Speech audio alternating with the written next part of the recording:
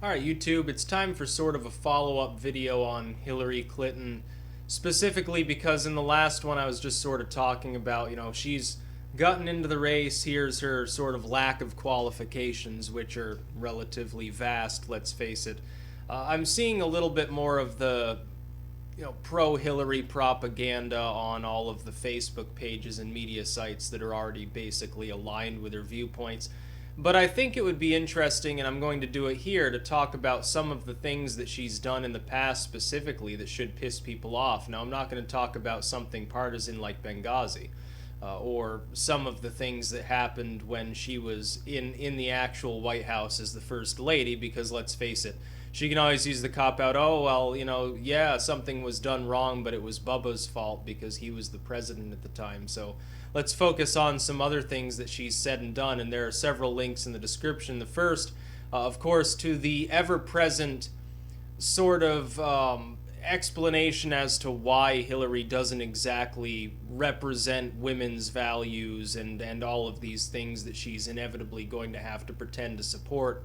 Specifically because there was a case back when she was younger, when she was still a lawyer and hadn't yet been, I believe, disbarred from practicing law for for the fact that she was completely corrupt and lying and doing all sorts of other dubious or illegal things. There was, of course, the case involving the rape of a young girl, and a lot of the times it's mischaracterized. The criticism of Hillary on this issue is often mischaracterized by her friends and her paid propagandists as being, well, you're blaming her for doing what any lawyer would have to do because they're being paid to do it. Nobody's saying that she didn't have the responsibility to defend her client and try to get him, free of any jail time or something like that, because clearly, yes, that's what a lawyer's paid to do. Sad as it may often be for the lawyer and for those who are gathered around the person who's been victimized when she's, defending a client who's apparently clearly guilty in her mind. The criticism of Hillary goes instead to the fact that she made light of it after the case was done and joked around about it and apparently found the entire thing very funny, showing that in her mind, I guess, she was emotionally detached from the fact that the person that she was defending had done something so heinous. She knew that something heinous had been done. Apparently felt that her client was guilty, and not only had no remorse about it, but even more, wasn't even really like blocking it out or saying that, well, yeah, that was a dark time in my life having to defend a total pervert like that. She's actually joking about it to this other individual who I can't remember exactly who the other person in the conversation was. So that's the first link. That should explode any illusions that anyone has that Hillary is going to be like standing up for women's rights, because clearly she's used to not doing so. She's clearly used to instead laughing when a woman is victimized. I think this has to do with the fact that Hillary was born with a silver spoon in her mouth. She was born into wealth. She doesn't know what it's like to be poor. She doesn't know what it's like to be middle class. She doesn't even know what it's like to be in the upper middle class. She knows what it's like to be extremely rich, silver spoon, sort of Goldwater Republican, which is what she was until sort of the defection of the Southern Democrats and her, sort of getting caught up with Bill in the Democratic Party instead of going in the other direction because the Republicans sort of changed over time. Another thing is she was against gay marriage while a New York senator. People don't remember this fact. I've said this about Obama, but Obama was even more mild. Obama was a civil union Democrat. Hillary was a gay people are violating our morality Democrat back in the 1990s. And even later on, she was one of the last to sort of lend her weight to the gay marriage issue. She's now putting out these PSAs and having her staff talk about she will protect gay marriage, she will protect gay rights. She was opposed, unequivocally and without qualification, to New York State adopting gay marriage. And that's the second link. And along with that is the fact that she voted in favor of the Iraq War. Now, later on, of course, when it became less popular, when people started protesting and saying it was a bad idea, yeah, she switched sides and said, oh yeah, we should stop the war because we're killing civilians and our soldiers are dying. And she used the ever-present excuse, like many people in Congress did, well, we were sold the war on false pretenses. Well, none of you, or very, very few, I should say, very, very few of the people in Congress at the time had the presence of mind to actually question what was happening. Very few people in Congress at the time questioned the sort of argument that going after Saddam was somehow connected to the larger Middle Eastern picture. She was sold this one part by people like Netanyahu, who advocated for the war, said it would be a great idea, you'll be welcomed as liberators, it'll make the Middle East peaceful. Oh yeah, we all saw how that turned out. And none of these people, apparently, within the sort of establishment of either party, because only fringe individuals voted against it or started questioning it fairly early on. Only a few individuals that at the time were decried as unpatriotic lunatics stood against it. We now know that those unpatriotic lunatic fringe individuals were right. Hillary Clinton didn't have the presence of mind to question the wisdom of going into Iraq at a time when we were already involved in Afghanistan, where we should have known Osama wasn't even hiding out. We should have known he was going across the border into a state that we couldn't really target him in because they play hardball with us constantly, which is Pakistan. She should have known this. Dick Cheney knew it back in the mid-90s, long before the war occurred, and he wouldn't have even been for it if it hadn't been for the fact that he was cleaning up money through Halliburton and a million different arms deals. He would have been dead set against it and told W, no, this isn't a good idea, just stay in Afghanistan, if it hadn't been for his defense contractor friends giving him kickbacks. Well, Hillary does the same thing. Another thing people don't seem to understand, look at this new controversy with Hillary Clinton getting money from the Saudis or from the state of Brunei. Now, Hillary tweeted out today, tough on China, China needs to modernize, China needs to do this. This, for those who aren't aware, this is straight out of the Clintonian era, mid to late 90s playbook. Bubba Bill and Hillary always said we're hard on China, human rights abuses, environmental degradation, all of these different problems that supposedly China needed to finally face up to, and it needs to modernize, it needs to have better human rights and more fair elections. They always said these things back in the 90s, never did anything about it, but they gave it lip service. At the same time, they were getting soft money donations from Chinese barons and conglomerates through their slush funds. Everybody knew it was happening, but because the funds were slush funds, nobody could really prove anything. They are doing the same thing now with the Saudis and the nation of Brunei, and this should, by the way, give people pause again in thinking that Hillary is actually going to stand up for women's rights. Remember what happened briefly, I think it was 2 years ago, or it may have been last year, I can't remember, somewhere in that time frame. Remember when the Saudi controversy arose over female drivers? And Hillary came out and said, well, they should really give women the right to drive. This is an egregious abuse of their human rights, and it stands against they're supposedly an ally, and we do all the trade with them. Well, why can't they modernize their legal system so that they're not going after female drivers and, giving them 40 lashes or stoning them or something? She does that. 2 or 3 days later, she shuts up completely, and then we find out around that time, yeah, she was being given millions in donations by the Saudi Arabians. Nothing's fishy here. What about Brunei, where women aren't even part of the legal system, and essentially they can't even claim that they were raped by somebody, because if they do, they're just going to get stoned anyway. Rand Paul, for all of his weaknesses, has already called her out on this, and he's right.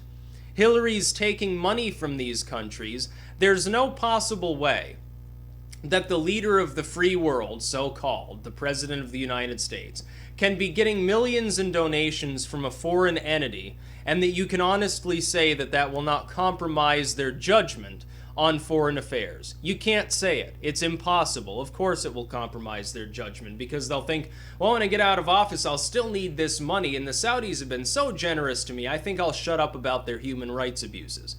Oh, the Chinese have been so nice to my wallet and my campaign donations through their dubiously legal funds managed by third parties. Well, I think I should probably, I'll hammer them a little so they, know to keep sending me money, but then I'll shut up a few days later and not make it into a bigger issue. Hillary is not going to be tough on the Chinese. She and Bill were not tough on the Chinese before. They paid it lip service. They ultimately did absolutely nothing. They're not going to be hard on the Saudis. They're not going to be hard on Indonesia or Brunei. They're not going to be hard on any of these countries. The Clintons ultimately are mobsters.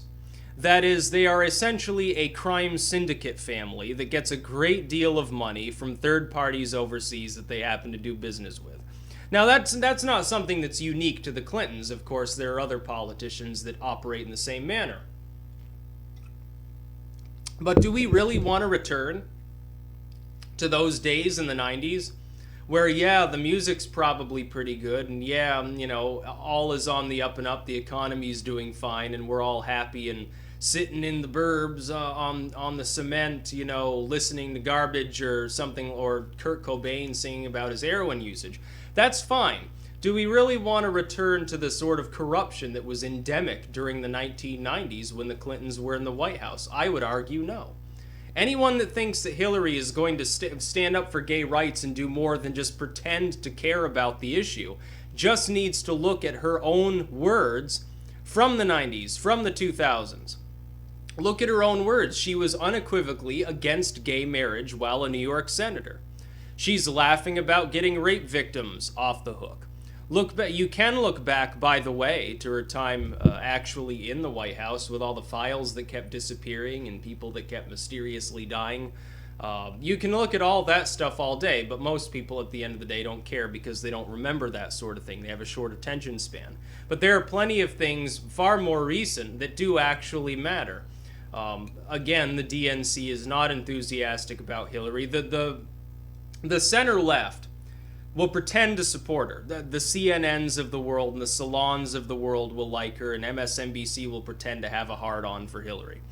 At the end of the day, though, they all know that if Hillary gets into office, things will be made much more difficult for them because any time you criticize her, you get a tongue lashing. It's not like the Obama White House. Obama will play passive-aggressive and say, well, this might be because I'm black or something like that, or he'll have Holder do it for him so that he can escape smelling like a rose. Hillary's a little bit more upfront about such things and will take them aside and, threaten to end their lives, probably.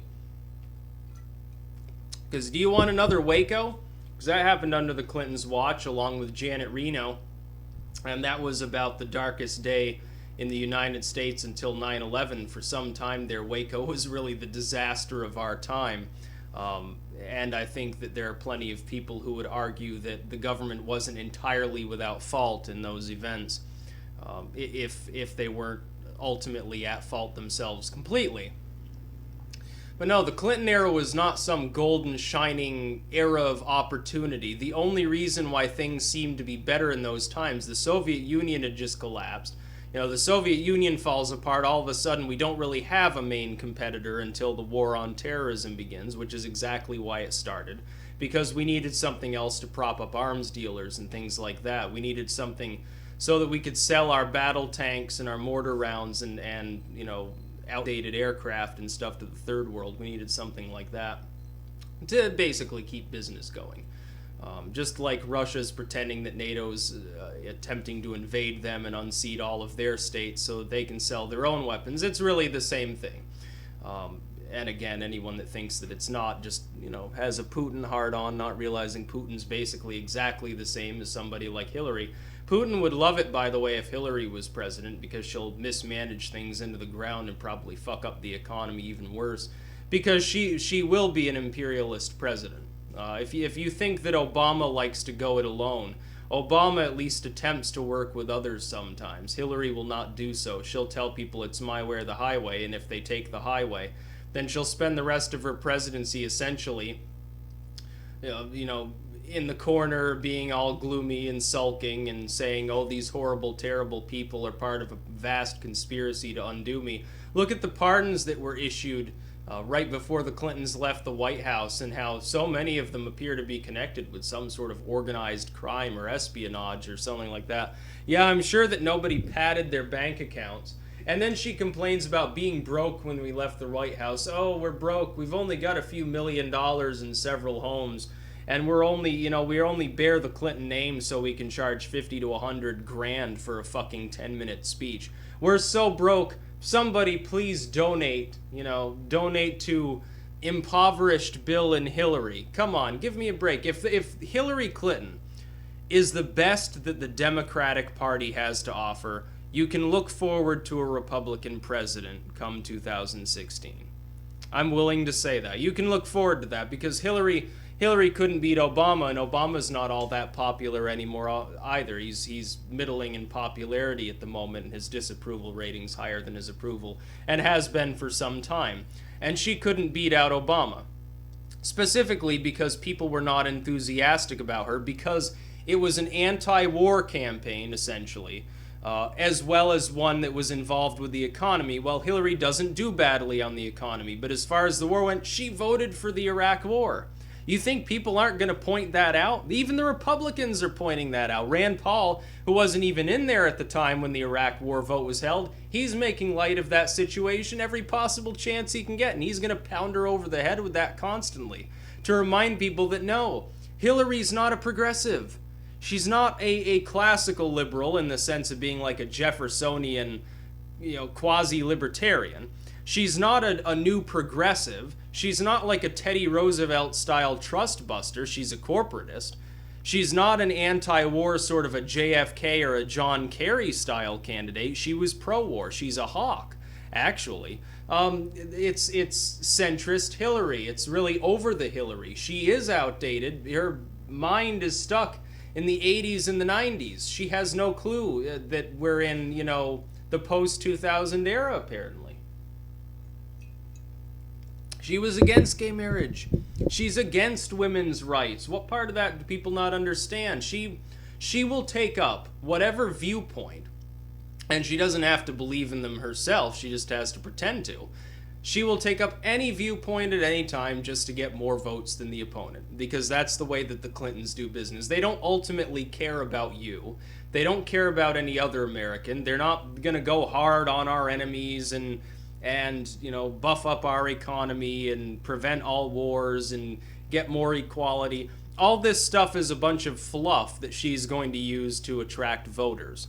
Well, the youth vote that may have supported her the last time around before she was fucking ancient, sure as hell is not going to support her this time around. I see nothing but doom for her candidacy. And honestly, I'd like to see somebody like a Jim Webb, or Bernie Sanders, or even like an Elizabeth Warren. I'd like to see somebody like that run, so that we can have a race in which, again, the two candidates are not almost completely the same. Because any platform Hillary has made is really a lot like the sort of platforms you're going to see from Jeb Bush or Ted Cruz. They're almost identical. What's the difference? Hillary will drum up support for gay marriage. Well, she was against it before she was for it. Oh, we don't need more foreign inventorism. But you supported the bombing of Libya. You wanted to go into Syria under Obama as Secretary of State. You were for the Iraq War. What war haven't you been for? That you're kind of like a Republican. So why would anybody vote for her? I had some idiot last night telling me, well, a vote for a third party is a wasted vote. No, a vote for somebody who's unqualified is a wasted vote. At the very least, if the idea is you shouldn't vote for someone because they're going to lose anyway, then half the country shouldn't bother voting anyway because only one candidate's going to win. That's a ridiculous, stupid, fucking retarded argument. Part of that do people not get? And anyway, if you're voting for somebody who's clearly not qualified, like Hillary Clinton, it's a wasted vote whether they win or lose. If she gets in there, she's not going to be anything other than mediocre.